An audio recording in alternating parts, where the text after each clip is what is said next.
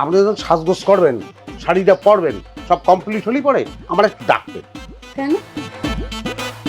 আমার জীবনে যা ঘটছে এটা মানুষ বললে এত কষ্ট হয় না। আরে আমার শিউলি রে, আমি শিউলি ছাড়া বাঁচবো না আল্লাহ।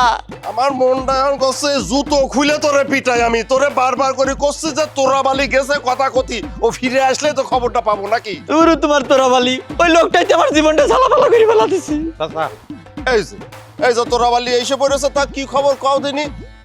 কোন সেটা একটা খুশির খবর, মিষ্টি টিষ্টি ছাড়া কিরাম করে কই।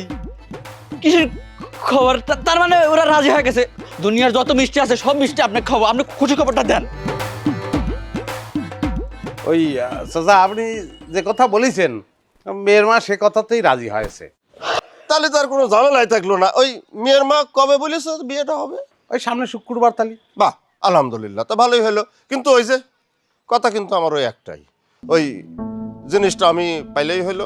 আর আমি কিন্তু ওই মেয়ের মার কাছে চেতে যেতে পারবো না। ও না, সে আপনার সাথী হবে না, ওই সে আমারে দেবে, আমি আপনারে দিয়ে দেবো।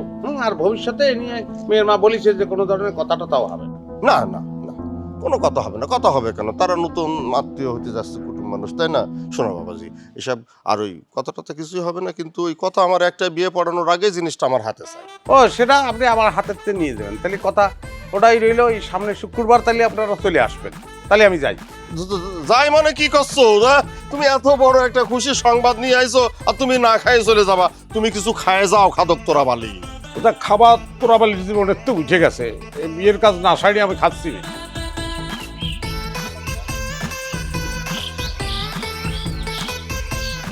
আব্বা, তুমি যৌতুক নিচ্ছ? তোর কোনো সমস্যা? না, আমার কি সমস্যা হবে? আমার খালি বিয়েটা হলেই হইল।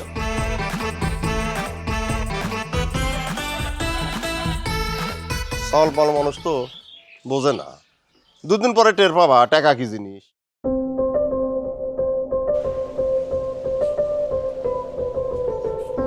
এই যে সারাদিন ধরে দৌড়াদৌড়ি করতেছেন, নেন শরবতটা খায় নেন। কি হয়েছে? ওরে আমি তো স্পষ্ট ঘোষণা দিছি, এই বিয়ে শেষ না হওয়া পর্যন্ত আমি পানিও স্পর্শ করবো না।